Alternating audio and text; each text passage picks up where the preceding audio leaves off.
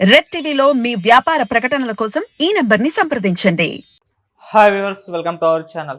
విశాఖ తీరంలో డ్రగ్స్ కలకలం రేపుతుంది. దాదాపు 25 కిలోల మాదక ద్రవ్యాలను సిబిఐ వాళ్ళు పట్టుకున్నారు. అసలు ఈ డ్రగ్స్ ఎక్కడి నుంచి వచ్చాయి, ఎలా పట్టుకోగలిగారు? సో ఇదే అంశం మీద డిస్కస్ చేయడానికి ప్రజెంట్ మనతో పాటు సీనియర్ జర్నలిస్ట్ జయదేవ్ ఉన్నారు. వాటితో ఒకసారి డిస్కస్ చేద్దాం. సార్ నమస్కారం. సార్ నమస్తే. సార్ 25 కిలోల డ్రగ్స్ని సిబిఐ వాళ్ళు పట్టుకోవడం చూస్తున్నాం విశాఖ తీరంలో. అసలు ఈ డ్రగ్స్ ఎక్కడి నుంచి వచ్చాయి, ఎవరు తీసుకొచ్చారు, అసలు ఎలా పట్టుకోగలిగారు సార్ సిబిఐ వాళ్ళు?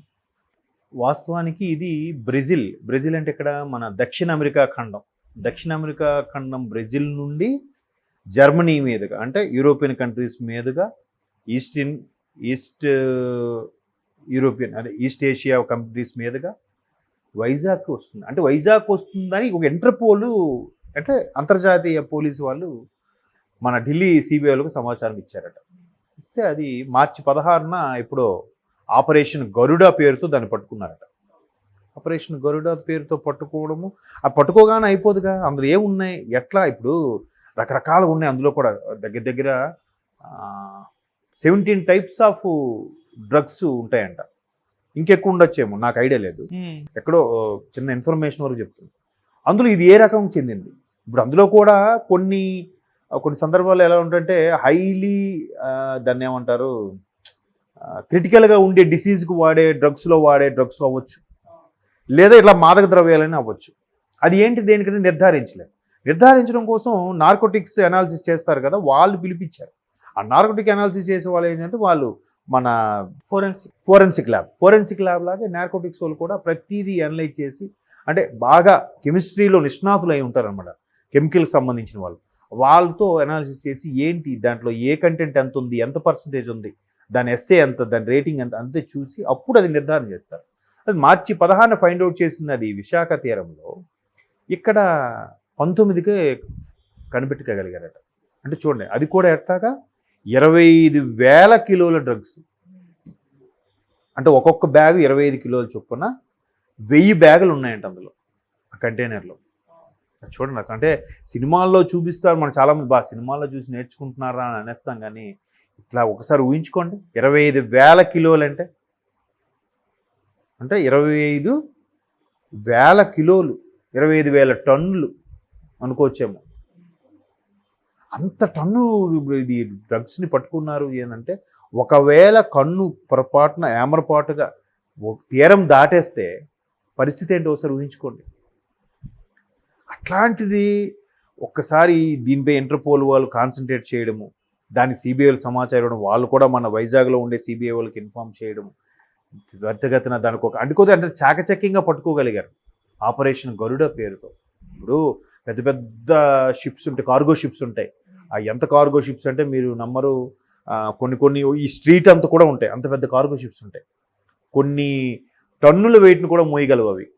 అటువంటి మాటను పెద్ద పెద్ద కంటైనర్లు వచ్చినప్పుడు ఆ కంటైనర్ కూడా ఒక లెక్క ఉంటుంది. కంటైనర్ లెంత్ ఎంత, విడ్త్ ఎంత, దాంట్లో కంటైనర్ బుక్ చేసినప్పుడు పక్కాగా దాని కస్టమ్స్ రూల్స్ ప్రకారం ఎట్లా అంటే కంటైనర్లో ఎక్కడ స్పేస్ ఉంది, ఎక్కడ నించారు, ఎక్కడ ఫిల్ చేశారు, ఎంత గ్యాప్ ఉంచాలని కూడా దానికి ఒక డెలివరీ రిపోర్ట్ కూడా ఉంటుంది. సో అంత పక్కాగా ఉన్నప్పుడు దాన్ని క్లియర్గా ఓకే దీంట్లో గ్యాప్ ఇచ్చారు, లేదంటే ఎంత ఫుల్ చేశారు, ఇంత 25 కిలోలు ఏంటిది, అది కూడా కస్టమ్స్ వాళ్ళు ఫైండ్ అవుట్ చేసి పెట్టుకుంటారు. సో వాళ్ళు చాలా జాగ్రత్తగా పెట్టుకుంటే, ఇన్వెస్టిగేట్ చేస్తే, నార్కోటిక్ అనాలిసిస్ వాళ్ళు కనిపెడితే తెలుసు. ఇంతకుముందు కూడా ఇలాగే గుజరాత్లో ఎక్కడో పోలీసులు కనుక్కోగలిగారు, ఆంధ్ర పోలీసులు వైఫల్యం చెందారు.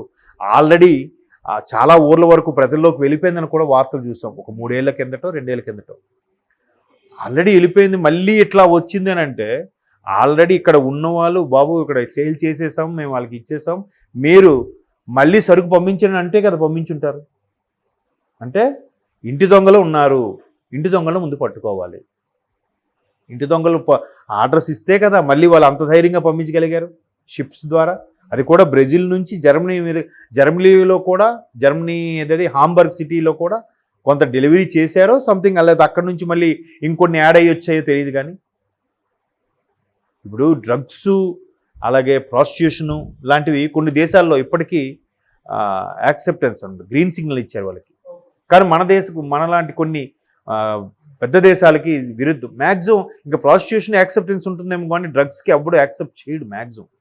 చాలా సీక్రెట్గా మెయింటైన్ చేసి అమ్ముకుంటారా కానీ దొరికితే మాత్రం తొక్క తీసేస్తారు ఏ దేశంలో అయినా. ఇప్పుడు ఇంటర్పోల్ వాళ్ళు ఇన్ఫర్మేషన్ ఇచ్చారంటే ఖచ్చితంగా వాళ్ళ దేశంలో కూడా మంచిది కాదనే కదా. మేబీ అది జర్మనీ వాళ్ళు ఇచ్చారా, బ్రెజిల్ వాళ్ళు ఇచ్చారని తెలియదు. వాళ్ళ చేతులు దాటిపోయాక లేదు మన చేతులు దాటిపోయింది, కనీసం వాళ్ళైనా బాగుపడాలని చెప్పి ఇంటర్పోల్ వాళ్ళు ఇన్ఫర్మేషన్ ఇచ్చుంటారు. మన వాళ్ళు కూడా ఏ రాజకీయ ఒత్తిళ్ళకి కానీ ఎవరికి దేనికి లొంగిపోకుండా చాలా చాకచక్యంగా పట్టుకున్నందుకు నిజంగా ఆ టీం ముందు అభినందించాలి. ఆపరేషన్ గరుడ టీంకి అభినందించాలి. ఆ టీం ఎవరు లీడ్ చేశారో వాళ్ళు ఖచ్చితంగా మంచి స్ట్రిక్ట్ ఆఫీసర్ అయి ఉంటారు. దాని ద్వారా ఇట్లా ట్రేస్ చేసుకోగలిగారు. ఒకవేళ నాకు ఎక్కడ భయం, ఒకవేళ మిస్లీడ్ అయ్యి ఉంటే ఏమరపాటుగా కన్ను కప్పి వాళ్ళు తీరం దాటించేసి ఉంటే పరిస్థితి ఏంటో ఒకసారి ఊహించండి. 25,000 కేజీలు అంతేనా అసలు. అంటే అదే ఒక్కోసారి అనిపిస్తుంటుంది. కొన్నిసార్లు మాత్రం మేబీ ఇట్లా హెవీగా వచ్చింది కాబట్టి పట్టుకోగలిగారా, లేదా చిన్న చిత్తగా 100 కిలోలు 200 కిలోలు గట్రా వస్తే పరిస్థితి అంటే ఆల్రెడీ తీరం దాటేసారా, ఎంటర్ చేసేసారా. మనకి సినిమాల్లో మనం చూస్తుంటాం చిన్న చిన్న ప్యాకెట్లే 5,000 10,000 అట్లా అమ్ముతుంటారు. అంటే సినిమాల్లో రియల్గా మనకు తెలియదు. న్యూస్లో కూడా చూసాం ఇట్లా బ్రౌన్ షుగర్ కనుక్కున్నారు పట్టుకోగలిగారు అన్నట్టుగా. అలాంటిది 25,000 కిలోలు అంటే ఒక్కసారి ఇమేజే. అది దాన్ని ఏంటంటే ఇన్వెస్టిగేషన్ పర్పస్లో సైడ్కి పెట్టి దాన్ని అలా భద్రపరిచి దాన్ని జాగ్రత్తగా ఉంచి అలాంటప్పుడు కూడా మిస్యూజ్ అవుతుంటుంది కొన్నిసార్లు. తగలబెట్టియాలి ఎక్కడికక్కడ. ఇప్పుడు మొన్న విక్రమ్ సినిమా వచ్చింది, విక్రమ్ సినిమా అదే కదా, ఎన్నో టన్నుల డ్రగ్స్ ఏమయ్యాయని దాని మీద ఆఖరికి అందులో ఒక పోలీసు ఉన్నతాధికారి కూడా ఇన్వాల్వ్ అయ్యి పెద్ద ఇష్యూ అవుతుంది. బట్ ఎవరైతే దేశం కోసం పాటుపడే ఒక పోలీసు అధికారి బయటకు వచ్చేసి మళ్ళీ ఆపరేషన్ నడిపిస్తుంటాడో ఆయన ఇవన్నీ చేస్తాడు. కాబట్టి అది నిజంగా 25 కిలోల డ్రగ్స్ అంటే ఒక్కసారి ఊహించుకోండి ఎంత పెద్ద ప్రమాదం తప్పిందో. అంటే ఎస్పెషల్లీ యువతకి తెలీదు. ఎందుకంటే మొన్నటి ఇప్పుడు హైదరాబాద్లో కూడా కలకలం రేగుతుంది కదా, రాడిసన్ పబ్బు, అలా జూబ్లీ 800 ఇవన్నీ ఇప్పటికీ ఆ సినిమా వాళ్ళు ఉన్నారని, రాజకీయ నాయకులు ఉన్నారని, లేదా ఎవరు బన్నీ గారి ఫ్రెండ్ ఆయన ఉన్నాడని, ఇవన్నీ విషయం రోజుకు ఒక విషయం బయటకు వస్తూనే ఉంది. సో అక్కడికి మరి నైట్ 12 తర్వాత డ్రగ్స్ ఇష్యూ చేస్తారు, ఎవరు ఒంటి మీద తెలివి లేకుండా ప్రవర్తిస్తుంటారు అని కూడా చాలా వార్తల్లో చూసాం. మొన్నటికి మొన్న ఆయన ఎవరు యూట్యూబర్ షణ్ముఖ్, ఆయన కూడా డ్రగ్స్ వ్యవహారంలో పట్టుబడ్డాడు కదా. ఇవన్నీ మరి అక్కడ నిజంగా అలాంటివి తీరం దాటకపోతే ఇలాంటి వాళ్ళకి ఎలా రీచ్ అయ్యాయి? సో మన ఇంటి దొంగలు ఎవరో ఉన్నారు.